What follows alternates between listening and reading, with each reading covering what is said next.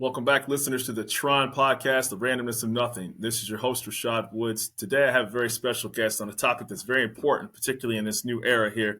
He's an expert on AI, and more importantly, he wants people to find their purpose once the transition takes place to artificial intelligence while still maintaining the human element.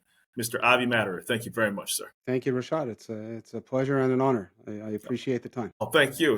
I got to be honest. First of all, thank you for saying that you listen to the episodes that I've had. And, you are very in tune with artificial intelligence and the transition that's taking place right now. And obviously people are, it's scary for people. It's exciting for others. How did you get into this mold of your career to really get into this field in the first place? Okay, so I came back into the tech world, or I'll start differently. I started about 30 years ago in tech, the dot-com boom in the 2000s, pre-2000s, 1990s, and left tech and spent a lot of time in venture capital and investments, really meeting up between investors and startups in different technologies. So I was more in event production and such, and got back into technology really during COVID. Okay. Because events weren't happening. Right. And, I wanted to keep busy and purposeful and make a living. Right. So I got back into technology and studied back in with data analysis and started learning about bias mitigation and deep learning. Yes.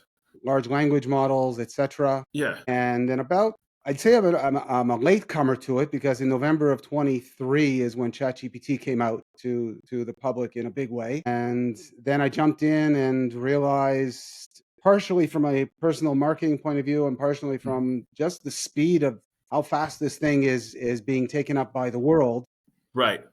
Needed to find a niche, marketing wise. Right. So then I got into what people would call human in the loop, which is the need for not to trust the AI as much as we'd like to, and as professional and as accurate as it might sound, and it's getting better and better all the time. But started to see that there's really a need to be critical of it and to make sure that we don't put out, whether it's mission critical work or not mission critical work, make sure that we put out truth. And it can't always be reliable. I was putting together a piece, a couple months ago, and I was working with one of the tools that I use. It's Claude. They're all similar and sort of racing against each other, Claude, ChatGPT, Grok, etc. Right. And I asked for, in part of the writing, I like to use stories, because those are engaging, etc. So I asked for a story about whatever the topic was, and it gave me this beautiful story of President Kennedy going to NASA on a tour and stopping and asking, one of the custodians, "What do you do here?" Wow. And he said, "I'm sending a man to the moon," was his answer. And that was like, teamwork, and he's right into it, and he's all part of the team. And then I asked Claude or Chat or whoever I was using, said, "Okay, well, so give me the source." Is that, no, it's not. I just made it up. It sounded good, so beautiful. I made it up, and it is part of the folklore. It is a story that is told, but it's not true. It's not necessarily true. So in any case, I started moving into that, and then I started to realize that as I was studying more about this very fast-moving world, is that a lot of people have their meaning in the type of work that they do, right? Whether it's a doctor, a radiologist, a gardener, whatever it is, right? Even a podcaster, I'll be honest, I do a lot of writing, but a lot of it is done with AI, and then I go back and forth. Right. And then because I, not only from ethical point of view, just because I want it to be my voice, so I'll go back and forth in the conversation with it. But the reality is, whatever the timeline is going to be, somewhere between 2 and 10 years. Correct. There's going to be this huge amount of automation in the world. Yeah. Absolutely. And a lot of, besides, the job displacement and the economics, and whether we get into a universal basic income and things like that, what is the reason that people are going to have to get up in the morning? Right? Finding because their purpose was the podcast. We could, mimic our voice into the AI, and we don't even have to record it. Right? Or the radiologist, right? Or, now you have to be within, that top 10 percentile of radiology, literally, to have a job. Exactly. For example. Exactly. Right. We look at, and people find purpose in, even if they're not to, judge any level of occupation, but people who are waiters at a restaurant, they like serving people, and they're doing it. Some of them, when they're really, to make a living, whatever. But some of them really enjoy the engagement with the customer, et cetera, et cetera. But now we're Right. going to have, there are already Automated robots orders. that are, delivering to the floor. So Right. then I got into this idea of human purpose. Right. And how do we address that as a society? The biggest problem that I believe we're facing is the speed. Because in Right. past industrial revolutions, we had some time. The telegraph operators had some time to learn how to use the phone switches. Yes. The train Yes. operators or the cars from horses, et cetera, et cetera. There was tens of years. Right. We This literally is hitting like a sometimes ton of had bricks. months. Have you found that typically what happens is businesses go all in because there's trends that happen, and then next thing you know, they found out that they needed to pull back respectively. And I only ask this because like the grocery checkout line, for example.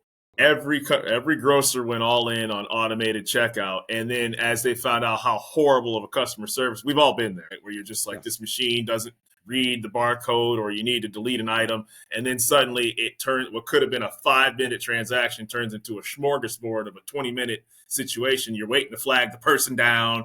Right. So did you find out that it's sometimes companies are pulling back and there's an overcorrection into this field, so to speak? Yes, for sure. People are. I haven't seen anyone that's other than this solopreneur, which I just Hmm. have casual conversations with, but Right. actual businesses aren't diving full in to completely automate. There are like larger law firms, larger accounting firms that have dedicated teams, dedicated IT people, tech people that are studying and going to be working in the transition gradually and in a risk averse way. Right. Right? Small Okay. businesses are dabbling from the ones that I've been speaking with, and no one's like jumping right in unless again, it's some solopreneur or a couple of guys sitting in a cafe and making $1 million already, Right. right? Right. Right. Right. But otherwise, businesses are going slow. I believe this is just a philosophy. I believe that in the next couple years, there won't be that much luxury of waiting. People might Right. need to go a lot faster in. But now is Right. a very, very good time to just run with it. And it's all Absolutely. trial and error, really. It's very easy software to learn. It's not like the old software where you have to learn, take a course and whatever. You go into the AI and just ask, what do I do? How do I do this? And it tells you. And Right. if you, Right. if you take the time to read for a couple minutes, you'll be fine. And I think it's helped me even like when I want to write, like I still have to be very original and I still have to have compelling content, but it Sure. does help formulate questions when you have questions to ask. How do I structure a question in a proper manner? So I Right. still have to do the work, but it can get it laid out in a paragraph in an annotated manner that I wasn't. Man, it could take a minute. It's time consuming, right? And you're Right. just like, okay, well, I can do this in 5 minutes, and it really does benefit. So one of the things I was curious about when you said earlier was like when you said people like the Industrial Revolution. I thought that was funny, right? Because then you had the Luddites that were in England when the textile workers didn't want to, they were burning the machines and breaking the machines because they Right. no longer, the machines were making textiles much quicker than they were. Do Right. you find it across various industries, does it differ per industry of the use of AI, not even size and scope of business? Do you find out like, hey, this could work in this industry, but this industry is slower to catch on? From what I see, the every industry is somehow enabled by AI. Right. What I'll say is if we take construction building design, Hmm. right? You have to have the plumber who's going to crawl under the sink and fix the leak for Of now. course. And I Of think course. that'll take a very long time until that's changed. But AI can 3D print a house. AI Right. can do the CAD design of the wiring and the plumbing Right. and everything else, and the efficiencies of energy and insulation and everything else, in Right. minutes, Right. really. So I think every industry is certainly affected, but different parts of the industries are different. If anywhere that besides those kind of physical things like the plumber under the sink, the opportunity for us humans is the interpersonal Right. relationship, right? Right. It's likely, for example, that we're all going to get used to, and they're a lot better, the customer service online, navigation through press one for this and all that, or we just chat bot Right. with a machine, and there will be a premium. You know what? You want to speak to a real human, pay X, and people will be willing to pay That's X, and it'll true. be a premium service. That's true. It's kind of funny. It's yeah. I guess that makes more sense, and a lot of people may want to pay the $1.50 just to be able to get expedited services and Whatever things it like is. that. Yeah. For sure. So I thought it was interesting when I was obviously looking up what you offer in your consulting, your services as well too. You're assisting businesses, and you also Sure. help people find purpose in this new age of the second age of the industrial revolution. And it Right. says purpose. People are supposed to do what you call a purpose audit, a human AI collaboration, and then building a meaningful portfolio. Can you go in further details about that? Sure. So, I'd like to maybe take a parallel. There's been over the last, I mean, it's probably longer than I know, but let's call it 5 years or so. Or really, whatever people think, good or bad, there has been a very big movement and awareness of DEI, right? Mhm. Diversity, inclusion, and equity, right? Equitability and inclusion. Right, correct. So corporations and businesses and societies and cultures all had this and still have this push towards working towards, common ground, acceptance, Right, tolerance. I don't like the word tolerance because it sounds like, I don't like you, but I'll tolerate it, right? correct. But the difference here is that was outward, and what's coming up now is inward. What's my Hmm. place in society? What's my place in the world? And Right, I think that whole movement of DEI might actually be a great primer for society and for organizations to help people find their purpose. Right? We're going to have people whose jobs and the big expectation, getting back to what you were asking about regarding businesses and if they're implementing already, is the immediate expectation of companies is not to let people off, but rather to expect higher productivity, yeah, yeah, right? Now, true. then you get into a question, well, how much stuff do we need in the world, right? Right, So if it's, solving medical problems, solving poverty, solving climate issues, et cetera, then for sure, let's be as productive as possible, right? But right. how many iPhones do you need, right? Or how many new buttons That's do the you need on your metric. iPhone or whatever, right? Right, How right. many gadgets, etc. etc. So with that, the core to finding people's purpose is really to go deep down and find out what it is that they enjoy, what it is that energizes them, what it is that Mhm. that attract, what are they attracted to, what types of problems do they like to solve. And Right, then once they create that inventory, getting to your question, once they create that inventory, then they can work further on their hmm, own or with someone like myself, etc., and match those to the skills that they have already, right, to the environment that they're already working in or applying to. It could also be just societally because we're getting to now the big wave in the curve of the baby boom. There's a lot correct. of older people coming in that are going to need care, and there might be that premium situation where you're going to have the robot providing the companionship for the elders, and there might be the younger people, right? Right, Touching on universal basic income. I right. don't know if people are generally aware of that, but it could possibly be that if there are large layoffs from income, then government, however that's taxed, and it's a whole big problem, right? But Right. if people are given a universal basic income, Mhm. then they have time in their hands, and Right. the models that people are talking about from universal basic income UBI is not that you're going to get, if someone is making $100,000 a year, they're not going to get $100,000 of UBI, right? Right. They're going to get whatever, 20, 30, 50, right? And they're still Mhm. going to need to make more. So there might be like conditional UBI. Okay, if you contribute to society in a certain way, it's a little bit socialist maybe, but if you Right. contribute to society in a certain way, then you get, X more, Right. right? That kind of thing. But the important foundation of that is finding within yourself what is that inventory? What is that list of things that you're attracted to, energy wise? What are you compelled towards? What are you good Mhm. at, etc. And then those things will help you move towards the purposeful Right. occupation or tasks that you take on from day to day. What responsibility do you think that these companies that are implementing these AI have to their employees to either say, "Hey, these are the skills you're going to need. This is the implementation," because it can be a situation where obviously you consult and you do speaking and you keep Right. people engaged, and this is really your level of expertise. How is the response from employees and management to employees? The management and the companies, the corporations, organizations, all the ones that I have worked with, Mhm. all have a sense of an ethical, moral responsibility towards their employees. They're all encouraging just going in and using the AI and doing it.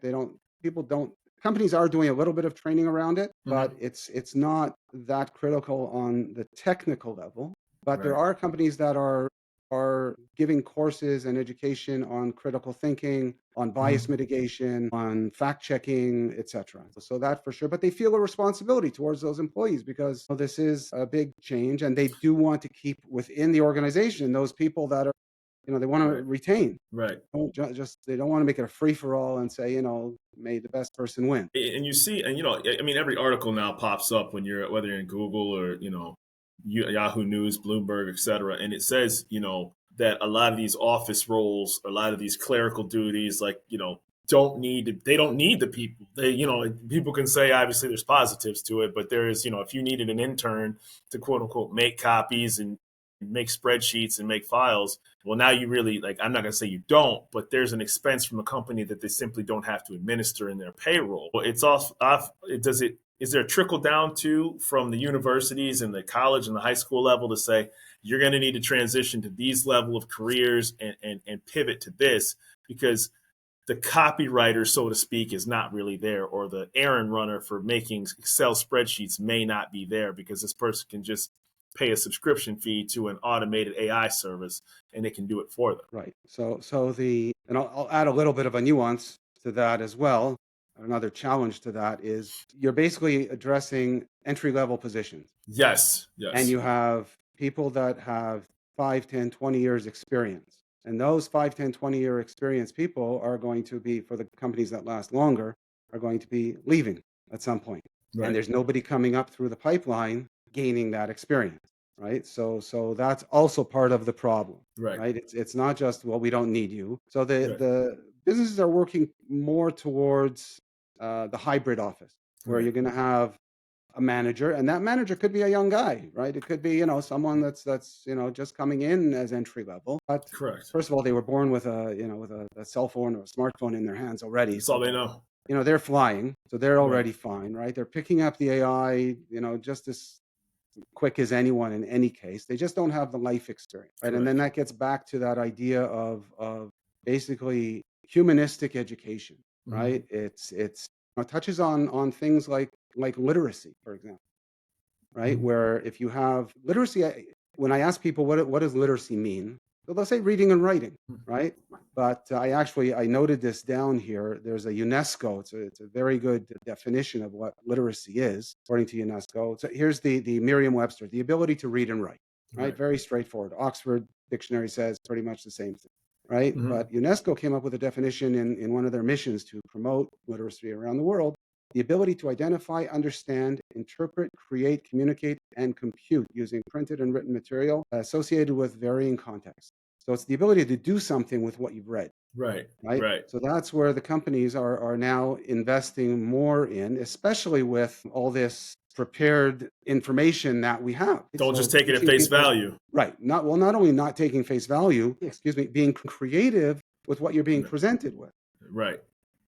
So that's the direction that companies are taking is really it's to, again, educate and internalize and deepen the human aspect of what their employees can do, and that's what they can do with the incoming entry-level candidates that are coming in. Be more well-rounded and don't just obviously, hey, I spit this out and I'm presenting this report. Did you analyze it? Did you fact check it? Is it presentable, or are you just going to quote unquote take the easy way out and just basically speak it and then spit it back out to you? Right. Or even, yes, and just thinking off the cuff here, one way to address that, because they don't have that 5, 10, 20 years experience of the person that's been working the Excel sheet, right? Or the journalist or whatever it is just know and remember, almost on a checklist, to go into Chat or Claude or whoever and say, play the other role. What am I missing here? Absolutely.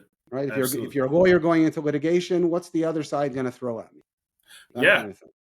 That makes a lot of sense too. And it's not only the fact checking, it's daring to, it's that DEI thing. Tell me about the other side. Let's learn about what the other perspective is. So I also thought it was very interesting. You said I was reading, you said it's a bridge generation, transition from human dominance to AI collaboration, which kind of leads into the same thing. So obviously people have this, Terminator 2 thought in their head. We all seen the movies. We've all seen iRobot and all these things where suddenly, the Jetsons kind of thing where the maids do it, the robots doing everything for you. And obviously we're very far, I would like to think, from that particular era. where do you what's a typical day like you with a client when you're introducing all of these new things and you've kept your skills up to par and you say this is going to be best tailor made for this specific business or this company or this solopreneur? Where do you how do you have that conversation with people? Okay, so I think you asked two questions. One, you asked for clarity on what the bridge Yes. generation is, Yes. right? And then how do we handle within the company? So the bridge generation is basically us. We're Yeah. the ones that have, you know, I think you're younger than I, but Yeah. I've got 30, 40 years of work experience, Right, right? right, right. And life experience and Yes. etc. And the people that are, the 20-year-olds, right? They don't have that life experience. And we're Yes. the ones that can inform and teach that younger generation how to Mhm. have that humanistic perspective and insight and empathy, etc. Right? Yes. And how to approach the AI as not just an automated tool that just does the work for us, right? Right. Because if we're going to move forward as civilization, really, and that's kind of a nuance that I've been playing with as well. This isn't an industrial revolution. This is a societal, cultural, civilization revolution, Right. right? Right. Because it's happening so fast, Right. right? So, Right. and then as far as companies are concerned, or one-on-one and solo practitioners, whoever I'm working with, it's basically the same idea. Let's remember that we're in control, right? Mhm. We are the ones that dictate to the AI what we want, and we can accept or not accept what we Mhm. want. And probably one of the most important things that we can do as humans is to keep learning, right? Right. There's a concept that's very popular now called lifelong learning, right? And Absolutely. it's and just Absolutely. keep in technology, in history, in society, in civics is so important today. Right? And Right. all these things not only enrich us as human beings, but mitigate the threat of AI, or our own personal, perhaps, inclination to accept AI and what it delivers to us at face value. Correct. I think it's important too because, even like this podcast, right? So there's nothing that I could have AI'd that could have allowed me to have this conversation with you, right? And you're obviously an expert in this field, and we didn't talk much about yet your public speaking, your consulting, and I certainly want to just dive into that for a minute.